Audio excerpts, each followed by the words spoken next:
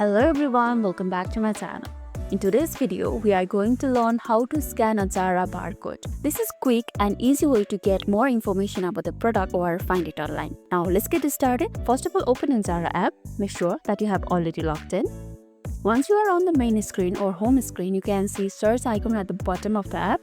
Tap on it, and on the screen you can see barcode scanner icon, usually beside the image icon at top right corner. Tap on it, and from here you can scan the barcode. For that, hold your phone's camera over the barcode on the product tag. Make sure the barcode is well lit and it fits with the scanning frame on your screen. Then the app will automatically read the barcode. After scanning, the app will display detailed information of the product, including the name, price, size options, and availability. You can also add the item to your cart or wish list directly from the screen. If the item isn't available, the app may show you with ZARA stores nearby in the stock.